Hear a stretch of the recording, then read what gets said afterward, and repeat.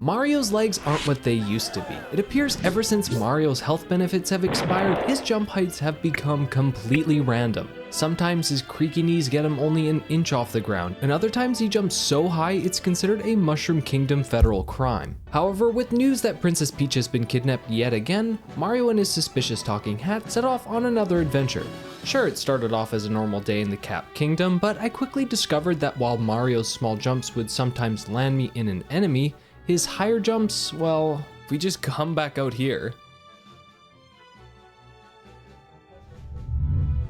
Can I just jump all the way up there again? Oh, oh, that literally took me all the way to the bottom. I went too high that time. With a few warm-up jumps, I was able to skip the entirety of Top Hat Tower, defeat Topper, and make my way to the Cascade Kingdom. Cappy talks to a wall and Mario is weirded out by this, but it doesn't stop him from performing a new trick he just thought of. Normally in a beginner speedrun, you would take this T-Rex, bounce on a trampoline, and dive at the Madame Brutal arena to perform something called the Dino skip, but Mario's unreliable jumps allow us to do something else. Okay, we're gonna do something called Dino skip skip, where you skip the Dino skip. No, that's too low. We're getting lots of small jumps. There we go. Besides a few jumps that nearly launch Mario into the stratosphere, he defeats Madame Brutal pretty easily, bringing the moon count up to 4, but one more power moon is still required. With a carefully executed ground pound jump, Mario shatters only 6 bones and 2 vertebrae to collect this moon atop the floating island. In Sand Kingdom, the first moon is straightforward, but Mario's inability to do small jumps was becoming a bit of a problem to get in pipes. But catching this bird on the other hand... Oh, wait, hold on. Yes! Mario and Cappy continue to collect moons around the Tostarena ruins when Mario's knees all of a sudden start acting up. It's so hard to get up here! I have to spam Mario, come on! But another moon later, his legs loosen up and he is able to jump all the way to the top of the ruinous tower. In fact, with a bit of luck, we're able to collect multiple high up moons this way, but the most impressive of all is jumping all the way to the top of the inverted pyramid, where we defeat Harriet and then return to the Odyssey to power it up. Next up is Lake Kingdom, and as you can imagine, there isn't a whole lot of jumping here. Finally, some hydrotherapy for my aching bones, exclaims Mario as they collect more moons. However, the following fight with Rango proved to be much more difficult than expected. Normally in a speedrun, you use a set of jump inputs to perfectly time hitting him as he takes off his hat. However, our random jumps prevent that. Luckily, the floating jump from Rango's hat seems to be consistent, allowing us to defeat him and continue our journey. In Wooded Kingdom, Mario tries collecting some moons without jumping for once, but the one time he does jump, this happens. Oh! Wait, I'm just trying to get a moon! I'm so high up! Not only that, but Mario has completely lost control in some scenarios.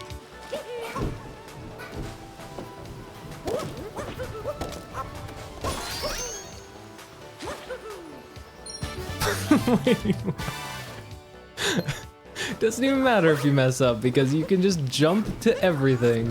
Thanks to a pep in Mario's step, uproots are barely needed anymore. I mean, why in the world would you need an uproot when you can do this shit? You ain't never seen trick jumps like this before. Small Ant has literally nothing on this.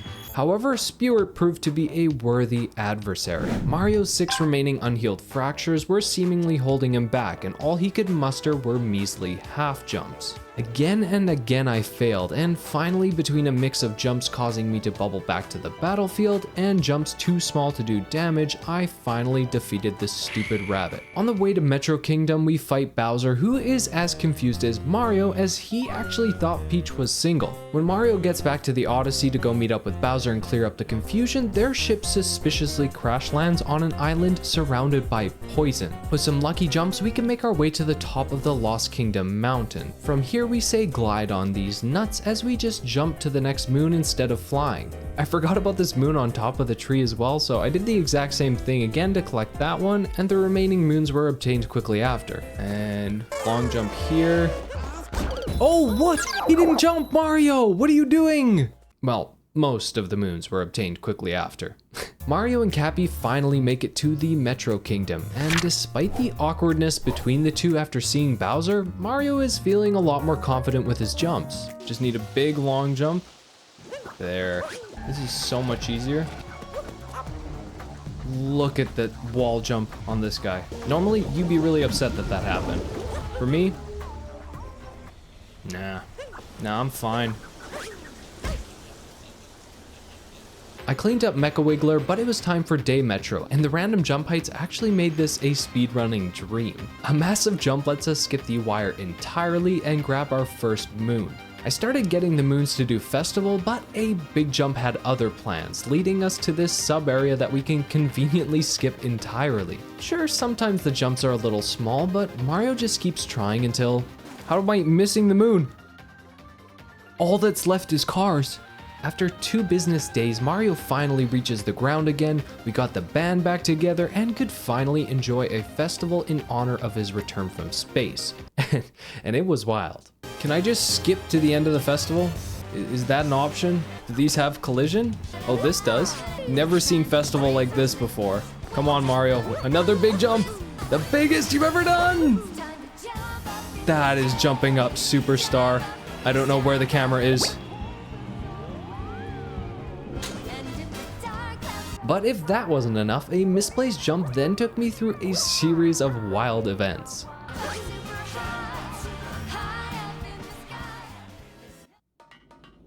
I don't think I'm supposed to be here.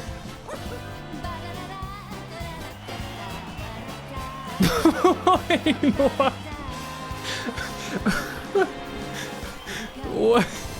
What was that, Pauline? After helping Pauline overcome her T-posing, we then set off for the Snow Kingdom, where things weren't too eventful for once. Well, except for this one jump in particular.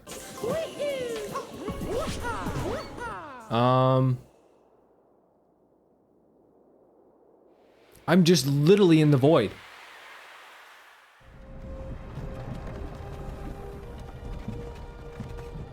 The duo powers up the Odyssey, sets sail, you know the drill. Seaside Kingdom luckily doesn't punish Mario's random jumps too much. A couple lucky wall jumps get these moons easily, and some of the story moons can be accessed without using a Gushin. I tried to jump on this boss as well, whose name is Mollusque Lancer. I then used a Cheep Cheep to do an out of bounds clip, which allows me to get these final 2 moons in quick succession. Cappy insists they move on to Luncheon Kingdom, and this one is full of highs and lows.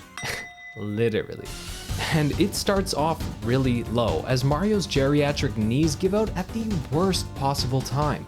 I can't hit him because I can't jump high enough. The boss battles are so awful. And then when I try to jump too high, that happens. I hate you, Spirit. I hate you. Spirit, I swear to the gods, let me jump high enough. I can't jump on his head because I can't jump high enough. What the fuck? I gave Spirit some time to cool off and collected a handful of other moons, including the ones in this sub area. I got a better idea. I don't need these forks. Yep. One problem. Where's the level? Oh, look at this. But then I made an unfortunate discovery. Oh no, you're telling me I have to battle Spewart? Alright, so apparently those Hammer Bros don't spawn unless I battle Spewart, so I guess we have to do the Spewart. Yes! I hate this man. But luck quickly turned around as an accidental moon jump revealed something very interesting. Can't even see where we're going. Wait, hold on. You ain't never seen this strap before. This is the big brain technique. Come on. Look at that! Cutscene skip and everything!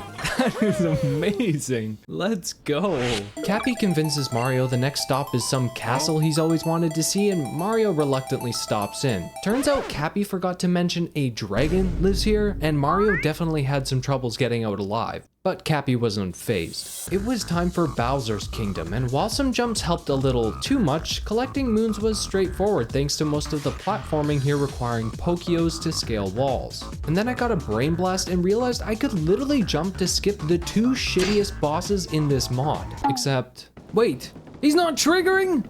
No! Okay, so they're not optional after all, and I even got 2 extra moons to cover for them. Harriet only took 2 tries, and I was full on clenching to get Topper on my first try. With Mario inside Cappy, they flew back to the castle summit to face down the Robo Brood. Well, that's what would have happened if they didn't immediately jump out of the arena and then break the battle, becoming unable to get back in. They quickly off themselves and somehow end back in the arena and finish up the fight really quickly thanks to being able to just jump on top of the machine when Mario's legs would allow it. Despite having just killed 4 people, Cappy insisted Mario take no time to grieve and travel to the fucking moon. Thanks to the lowered gravity, Mario's legs could finally operate at full power. And just like how we started off the playthrough with Dinosaur Skip Skip, we're gonna finish it off with Moon Skip Skip. Oh my god, look at how high we are. Let's finish this off. When they reach the chapel, Mario busts in to speak with Bowser and finally explain what's going on, but it's too late. They duke it out in a lower cavern and Mario is forced to defend himself. Bowser is left in a daze and Cappy makes a suggestion to help everyone escape. With Mario and Cappy and Bowser, they carry Peach out of the crumbling cave. Bowser's legs don't falter from Mario's lack of healthcare, allowing them to jump at full force on their escape. Dodging through the falling rubble, they rush to a hidden spark pylon and escape the cavern, but they were out of time. It was Cappy all along who cancelled Mario's health plan, who sent him on an adventure to weaken his knees, who drove everyone to the moon without oxygen. Cappy is finally reunited with Tiara, and Mario is dead.